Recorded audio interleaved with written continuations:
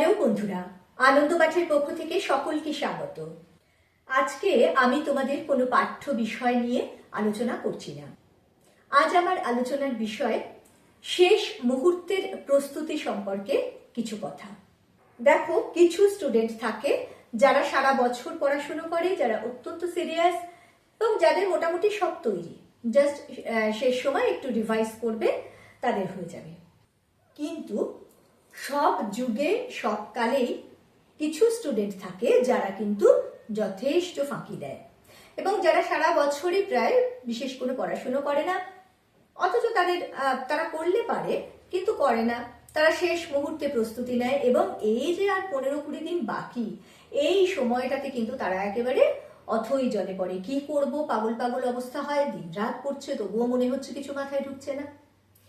এইরকম পরিস্থিতিতে আছে যে ছেলেমেয়েরা, তাদের জন্য বিশেষ করে আজকের এই ভিডিও। অবশ্যই যারা সিরিয়াস স্টুডেন্ট, যারা ভালো ভালো পড়েছো, তারাও এখান থেকে উপকৃত হবে যদি পুরোটা শোনো। কিন্তু বিশেষ করে আমি আবারও বলছি, যারা একদম শেষ মুহূর্তে পড়াশুনো করছো, একদম শেষ মুহূর্তে প্রস্তুতি নিচ্ছ, তারা যদি এই ভিডিওটা পুরোটা মন দিয়ে শোনো, আমি কিন্তু তোমাদের কথা দিতে পারি অন্তত বাংলা সাহিত্য পোর্শনে তোমরা একটা ভালো নম্বর অবশ্যই পাবে। এবারে আমি চলে আসবো আসল কথায়, কিভাবে তোমরা এই শেষ মুহূর্তে প্রস্তুতি নিলে যথেষ্ট ভালো নম্বর পেতে পারো। তার আগে বলে নি, যারা এই চ্যানেলটি সাবস্ক্রাইব করেছো তাদের ধন্যবাদ। যারা এখনো সাবস্ক্রাইব করনি, তোমাদের যদি এই আলোচনাগুলো কাজে লাগছে বলে মনে হয়, তাহলে অবশ্যই লাইক, শেয়ার ও সাবস্ক্রাইব করে পাশে থেকো। এইবারে আমরা শুরু করছি আমাদের প্রস্তুতি সম্পর্কিত টিপস। প্রথম কথা হলো, যে কটা তোমাদের গদ্য রয়েছে, তার মধ্যে গল্প, প্রবন্ধ, নাটক যা কিছু রয়েছে, সবগুলো সম্পর্কেই কিন্তু তোমাদের জানতে হবে, টেক্সটটা জানতে হবে। এখন দেখো, যেগুলো স্কুলে খুব ইম্পর্টেন্ট বলছে বা যেগুলো কোথাও সাজেশন থেকে তোমরা ইম্পর্টেন্ট পেয়েছো, শুধু সেগুলো দেখে চলে যাওয়া, এটা কিন্তু খুব বুদ্ধিমানের কাজ হবে না।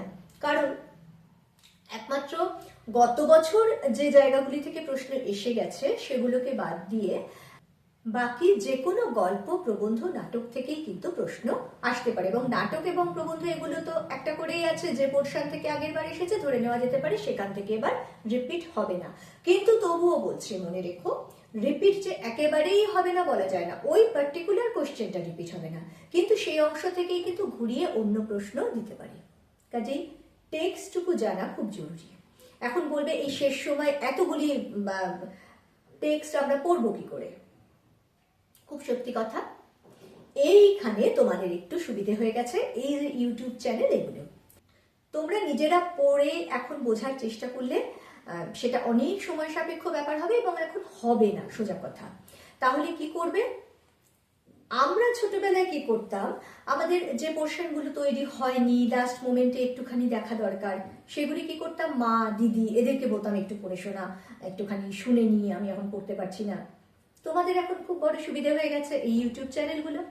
তোমরা কি করবে, যে কোনো চ্যানেল থেকে যেখানে এই গদ্যের সম্পূর্ণ পাঠ এবং আলোচনা রয়েছে, সেটা আমার চ্যানেল হোক, যে কোনো চ্যানেল হোক, কোনো অসুবিধে নেই, কিন্তু যেখানে শুধুমাত্র পাঠ নয়, পাঠের সঙ্গে সঙ্গে এগুলো সম্পর্কে ব্যাখ্যা দেওয়া আছে, যথাযথ ব্যাখ্যা দেওয়া আছে। কোন সময় শুনবে, বাকি সময় শুনলে অন্য পড়াগুলো তো সব যাবে। তোমরা শুনবে তোমাদের অবসর টাইমে। এবারে এখন অবসর টাইম বলবে কোথায়? এখন অবসর টাইম যেটা, সেটা হলো তোমরা ধরো খাচ্ছো, খেতে বসেছো, খেতে বসে তো অন্য পড়লে তোমার কোনো লাভ নেই, তুমি পারবেও না ভালো করে করতে। তখন পাশের ভিডিওটি চালিয়ে রাখো, চালিয়ে শোনো, ওই গদ্যটা পুরো শোনো। যদি বড় গদ্য হয় 2-3টে পর্বে হয়, যদি এটা নাটকটা হয় সেটাও 2-3টে পর্বে হবে। তাহলে একটা করে পর্ব শোনো। একবার ব্রেকফাস্ট করছো, ওটা চলছে, তুমি পর্বটা শুনে নিলে। অথবা ছোট গল্প হলো, পুরো গল্পটা তোমার হয়ে যাবে 10-15 মিনিটের গল্প, ম্যাক্সিমাম ব্যাখ্যা করে 20 মিনিট শুনে নিলে। কি হলো, তুমি বিষয়টা জানলে। এবারে ওই একই গল্প তুমি আবার যখন লাঞ্চ করছো ওই দিনেই আরেকবার শুনে নাও, অথবা যদি বড় গল্প হয় সেকেন্ড পার্টটা শুনে নাও। এইভাবে তুমি একদিনে 2টো করে অন্তত গদ্য শুনে নাও তোমার এই অবসর টাইমে। ধরো এই খাওয়ার সময়টুকু তো বললাম, আরেকটা কোন সময় হতে পারে, যেই সময় অনেক পড়া একবারে পড়ে নিয়েছো, ভীষণ ক্লান্ত লাগছে, মাথায় আর ঢুকছে না, একটু রিল্যাক্স করতে হবে, চোখ বন্ধ করে একটু ভাবছো, যে পড়াগুলো পড়েছো সেগুলো সম্পর্কে ভাবলে তারপর 10-15 মিনিটের জন্য একদম চোখটা বন্ধ করে জাস্ট একটু রিল্যাক্স করার জন্যে তোমরা যে অবসরটুকু নেবে, যে বিশ্রামটুকু নেবে, সেই সময়েও আবার ওই গদ্যগুলো শুনে নাও।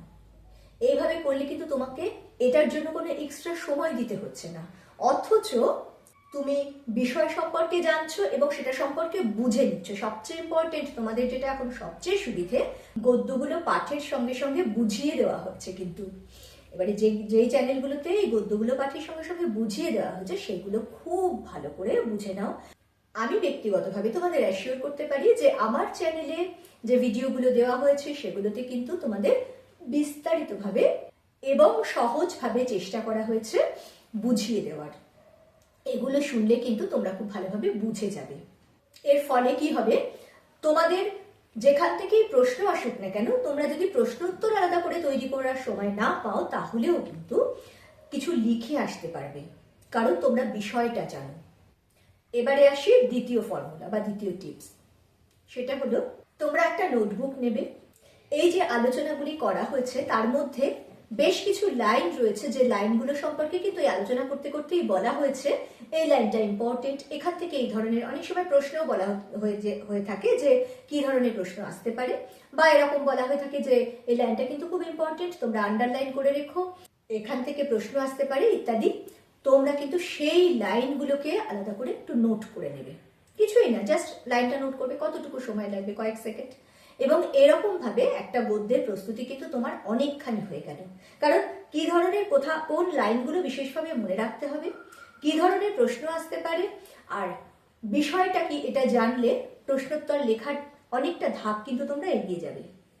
তৃতীয় এবং শেষ টিপস, তোমরা প্রতিটা গল্প, নাটক ইত্যাদির চরিত্রগুলোর, গুরুত্বপূর্ণ চরিত্রগুলোর নামগুলো নোট করে নাও। গল্পের নামটা লিখবে বা নাটকের নামটা লিখবে, ড্যাশ দিয়ে চরিত্রটার নাম লিখবে। এর ফলে কি হবে, তোমরা যখন প্রশ্নোত্তর লিখবে তখন সেই চরিত্রটার নাম নিয়ে যদি লেখো, তখন কিন্তু তোমার এই এতদিনের ফাঁকিবাজিটা একটু হলেও ঢাকা পড়বে। কারণ তুমি পাত্রপাত্রীর নাম জানছো, ধরে নেওয়া হবে যে তুমি পড়েছো, অ্যাটলিস্ট গদ্যটা পড়েছো। এবার এই 3টে ফর্মুলা যদি তোমরা অনুসরণ করো, ধরো তুমি কোনো প্রশ্ন উত্তর তৈরি করার সময় পেলে না, তাহলেও কি হবে, যে প্রশ্নই আসুক না কেন, তুমি গল্পটির পাত্রপাত্রীর সঠিক নাম দিয়ে বিষয়টা অনুযায়ী প্রসঙ্গ ধরে যদি নিজের মতন করেও উত্তর লেখো, তাহলেও কিন্তু খুব অবান্তর কথা না লিখলে তোমরা ভালো নম্বরই পাবে। খুব ভালো করে যদি এই টিপসগুলো ফলো করতে পারো, তাহলে আমি গ্যারান্টি দিয়ে বলতে পারি তোমরা ফার্স্ট ডিভিশন মার্কস তো পাবেই, 70%, 75%, 80% পর্যন্তও পেতে পারো। কিন্তু সিরিয়াসলি যেভাবে বলছি সেইভাবে প্রস্তুতিটা নিতে হবে, এবং সেটা কিন্তু তোমরা স্পেয়ার টাইমে খুব কম সময়ের মধ্যে, এই কদিনের মধ্যে নিয়ে ফেলতে পারো। আর শেষে লাস্ট বাট নট লিস্ট, ভালো স্টুডেন্টদের জন্য বলছি, যারা ভালোভাবে প্রস্তুতি নিয়েছো, তোমরা তো ভালোভাবে করেছো, জাস্ট রিভিশন, এই রিভিশনটাও যদি এই পদ্ধতিতে নাও না, তাহলে দেখবে যে তোমাদের রিভিশনের এক্সট্রা সময়টা দিতে হবে না, এবং তৈরিটাও আরো ভালোভাবে, আরো ফুল প্রুফ ভাবে হয়ে যাবে। আশা করছি এই ভিডিওটা তোমাদের কাজে লাগবে, তোমরা চেষ্টা করবে ফলো করার। পরের দিন কবিতাগুলি সম্পর্কে কিভাবে সহজে প্রস্তুতি নেবে সেই আলোচনা নিয়ে ফিরে আসছি খুব তাড়াতাড়ি। সঙ্গে সঙ্গে নোটিফিকেশন পেতে চাইলে সাবস্ক্রাইব করে বেল বাটনটি অন করতে ভুলো না। আজকের মতো টাটা, সবাই খুব খুব ভালো থেকো।